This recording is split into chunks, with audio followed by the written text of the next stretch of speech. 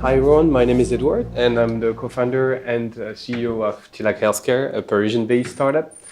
So I don't come from the health industry, I actually come from the video game industry, and you will understand why in a couple of minutes. So at Tilak we create kind of a unique type of digital therapeutics.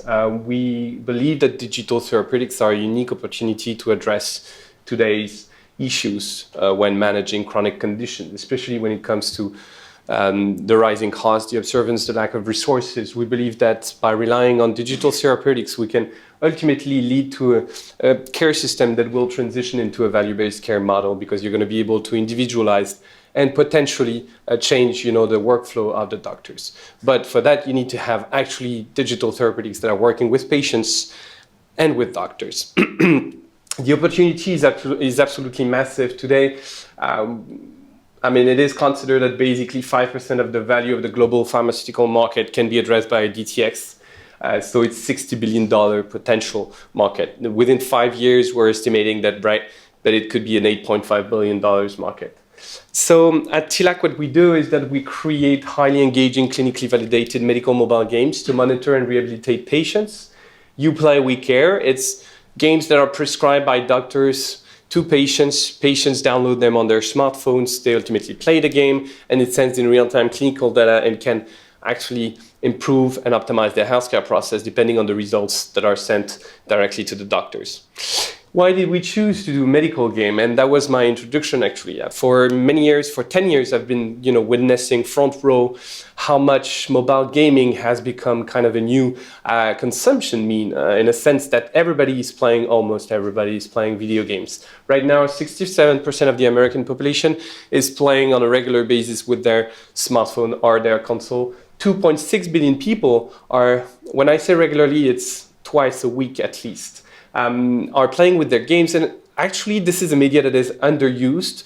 It's mainly used for entertainment, but you could do so much better and so much more things with video games.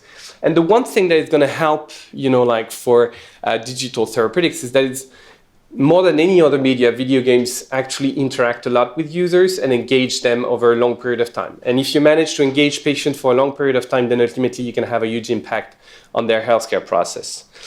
So in other words, what we do at Tilak is that we create digital therapeutics that actually work, that doctors love because they are clinically validated and they retrieve back clinical data.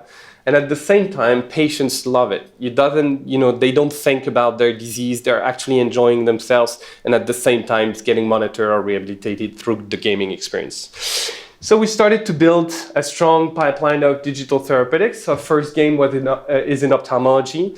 Why did we pick ophthalmology? Because one of our co-founders, Professor José Alain Sahel, who is the head of the ophthalmology department at the Cancer Hospital and also at University of Pittsburgh in the US. And he actually came to me with this idea of creating a game in order to monitor patients that had, chronic eye disease of aging and that need regular treatment in order to make sure that we can sustain their vision. And so we started building that game, and I'm going to talk about it. But we also worked on a second game, and we just started a collaboration with the Brigham Women and Children Hospital for a game in neuropsychiatry to help patients that are affected by opioid addiction to manage their craving and ultimately rewire their brain so that they can, take healthier decisions and ultimately get out of their addiction. And there are associated solutions, but I really want to focus on the DTx part. So the DTx pipeline, why did we pick chronic eye diseases of aging, besides the fact that I met Professor Sahel?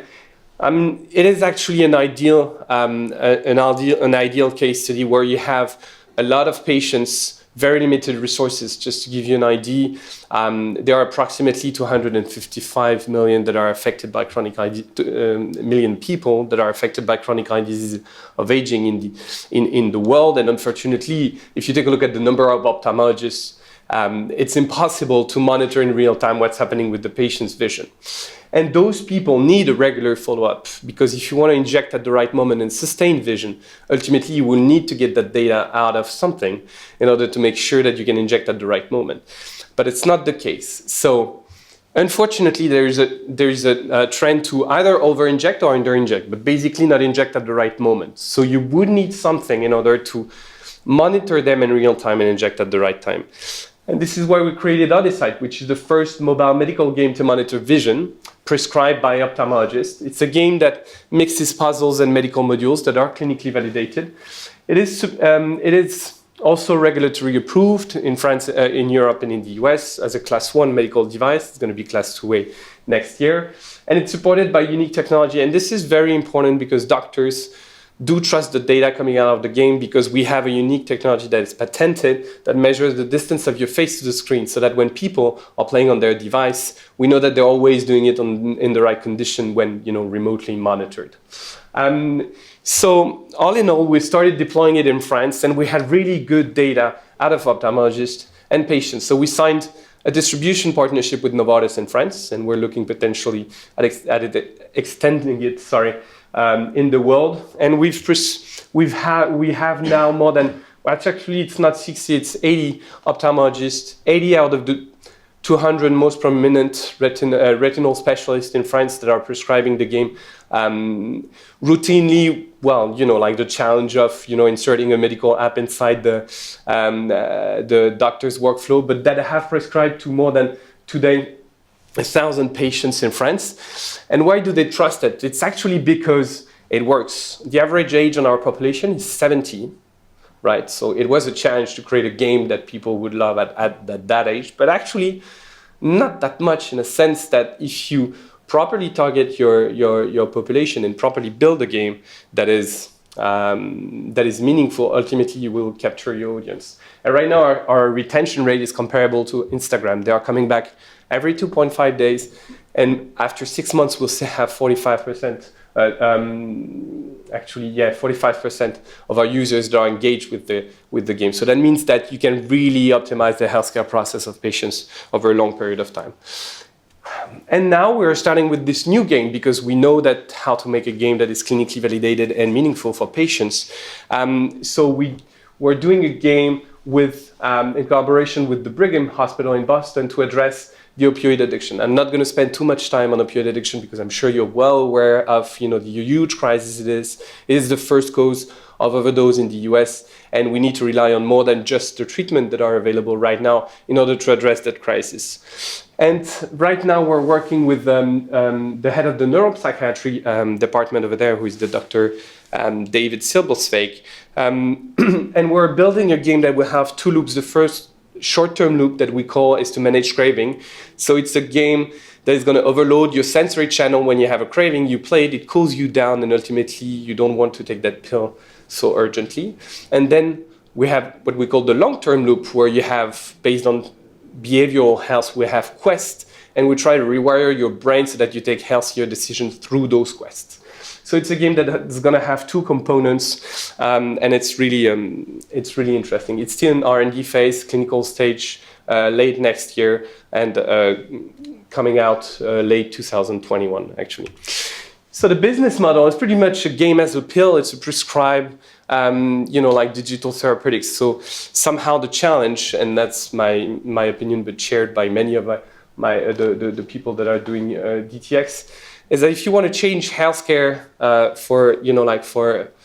for real, you do need to have the doctor that change their workflow and actually use those apps inside their routine. So in the end, the way we're distributing is pretty much like a pill. And until we get reimbursement, we do partnership with pharma companies so that we can address more patients, and they are actually helping us compensating the subscription of the patients, because right now we don't want the patients to be paying anything yet. Once the game will be reimbursed, it's going to be a revenue share model between the pharma company and ourselves. And it works pretty well in France. And the fact that now you have new reimbursement pathways, for example, in Germany, but also new CPD codes in the US, for reimbursement, it's actually pretty interesting. So how do we build this game? And before that, I think that we have a clear shot to become a leader in digital health, and more specifically digital therapeutics, because we have the medical value and the clinical validation. It's not a wellness app. It is an actual regulatory approved product with clinical validation. But at the same time, the game adds this, customized guidance, is kind of interacting and bring you through a journey that is very frictionless for you. You don't have to make any effort because it's fun and you play it. So our first real world data is showing us that it actually works, and that if we properly target the right diseases and properly target the right population with a cool game, then ultimately you will lead to optimization of healthcare process. How do we build those games? Well, we actually build those games with medical people and video game professionals, and that was super important when we discussed with Professor Sell at first. I told him, if we do games, I don't want just a layer of gamification on top of something that is boring, because ultimately it's going to be boring. Even if you add achievements or badges or stuff like that, it's not going to be entertaining and engaging. What we need to do is actually a core gameplay that is, kind of understanding the disease that you're trying to treat and ultimately solving the problem. And so Vinona is coming from Roche, she's our chief medical officer. Philippe and Laurent were working with me at Gameloft, technical lead and production director, and Martin was a business developer at a medtech company. So just in a nutshell, we raised until now $7.1 million. We're raising another 10 million euros to expand and diversify, expand internationally and diversify for the second product.